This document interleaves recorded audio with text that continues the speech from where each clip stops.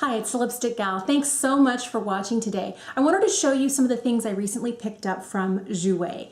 The first thing is this. This is not a new product for them. It came out earlier this year, but I just hadn't had the opportunity to try it. This is their Soft Focus Hydrate and Set Powder. It looks like this. It's really, I just think their packaging is so beautiful. It has this enameled kind of almost a blush pink. It's really close to being a nude, really close to being a pink, but it's beautiful, and it has the Jouer logo right here on the front. The rest of the packaging is very elegant, and then it has that same imprint on the powder itself. There, you can see it. The other thing that I picked up was this. This is their new Metamorphosis Face and Eye Palette. And this looks like this. So you've got a highlight, a blush, you have 6 shades here. You can do like these 3 more plummy, cooler tones, or these 3 more neutrally tones. I'm probably gonna see myself reaching for this as an inner corner highlight or all over the lid shade, because this is the only metallic in the entire palette. So I wanted to play with these things today. Thank you for watching. Subscribe if you haven't, and I'll tell you, I have concealer and foundation and my brows on. I can already see that I need to set because I'm getting a little bit of creasing with the concealer that I put down as primer all over my lid. And I am using my much loved Jouer Essential High Coverage Concealer. I've never tried their foundation. That might be something that would be interesting. So I'm gonna just start by using this powder. I'm gonna grab a smaller brush, and I always am a little hesitant to put a new powder under the eyes, but I wanna see what it looks like. I want to see whether it really does set and hydrate. I don't see a lot like floating up in the air as I take my brush over it.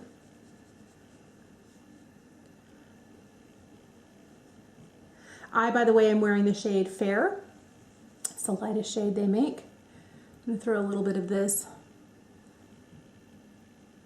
over my lids.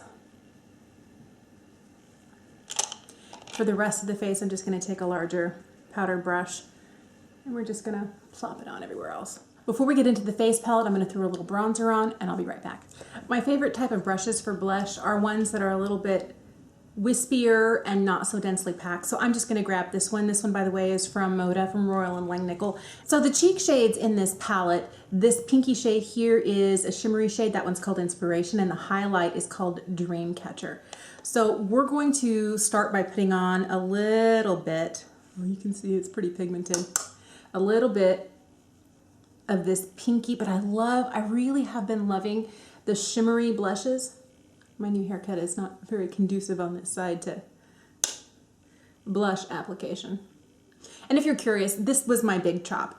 I don't know if I've been very clear about this in the past. I'm trying to grow out all of my dyed hair, cut it off, and just let my grays show.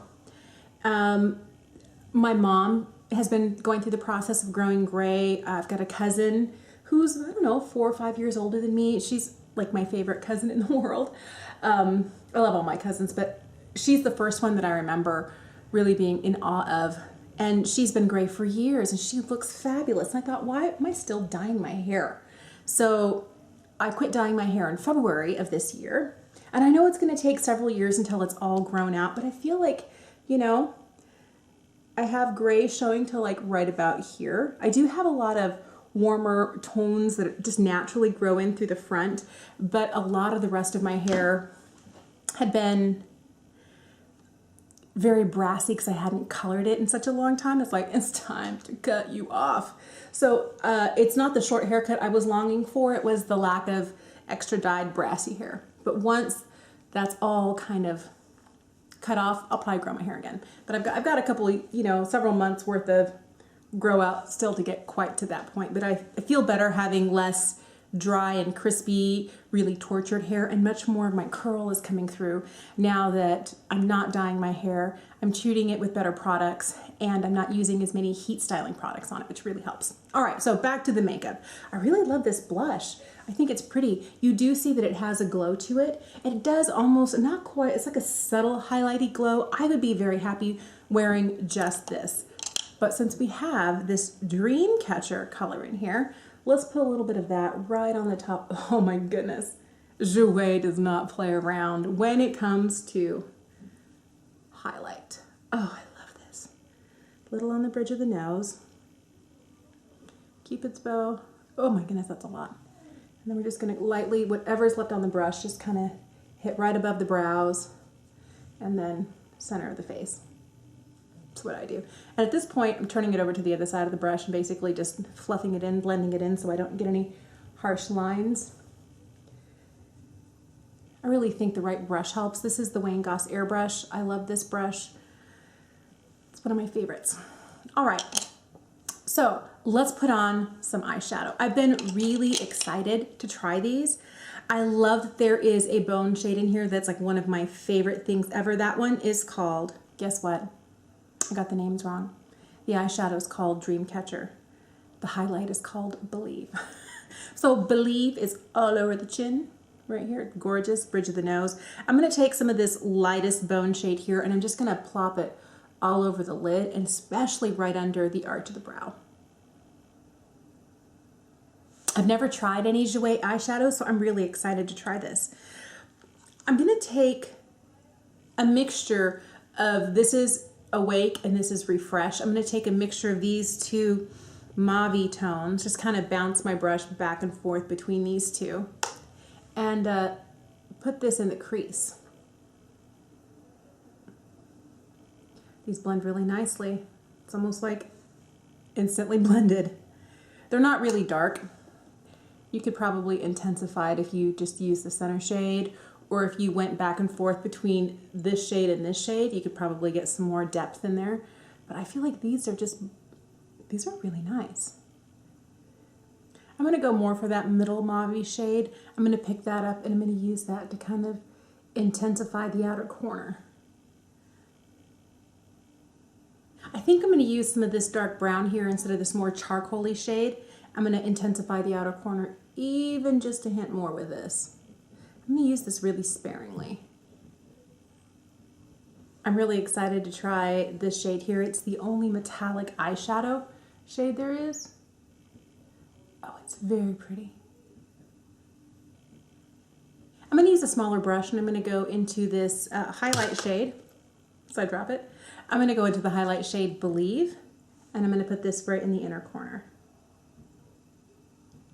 That's a pretty color. One thing I am noticing is I have a little bit of fallout right underneath the eye on both sides from that darker brown shade, but it whisks away pretty easily.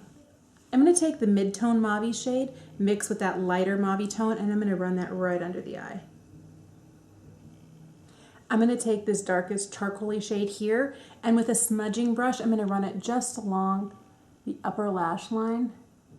I already did it along the lower lash line. I like the way that it looks. It's not too dark. So I'm going to curl my lashes, put on some liner and mascara, and I'll be right back. So here's the finished look. So far, I really like the way this powder sits on my face. I feel like it's not too heavy. It has the ability to especially set my under eye, and I can know within the first 20 minutes whether a powder is going to work in my under eye area or not.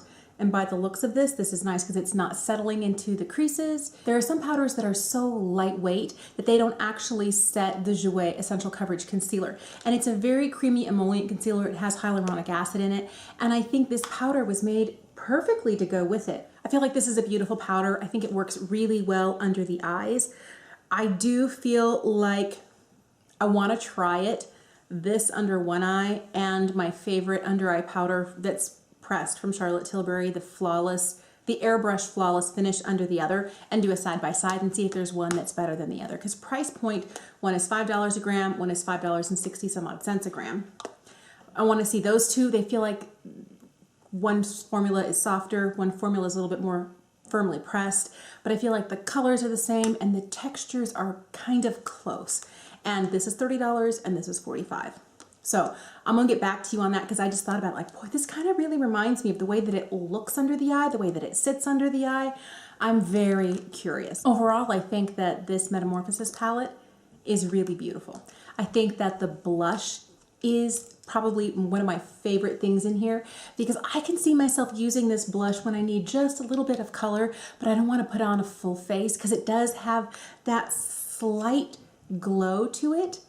It's kind of like a blush and highlight all in one. If you wanted to use it as a blush topper, you could. I put some on and then I put even a little bit more on after I got my eye looked. I'm like, I need just a little bit more blush. And I think you could use it just on its own without looking really heavy highlighter and blush on. I think this would give you a nice, really beautiful rosy glow to the cheeks. And I don't know that anyone does, well, Ofra maybe. Ofra and Jouer make some of my favorite highlights. Their formula is beautiful, and this one here is absolutely magnificent. This one is called Believe. Now, when it comes to these eyeshadows, I have tried better formulas, but these mattes really blended well. You get 5 mattes, these guys here, and this is the only metallic shade. And this shade here, although it is lovely, I was expecting it to be just a little bit more creamy because I feel like it's a little bit drier even than the formula for their highlight in here, which is, I mean, it's like super high wattage. It's a really, really beautiful highlight. And so I was expecting this to be just a little bit creamier. It seemed a little bit dry, but it works really well. And I feel like it holds onto the eye okay.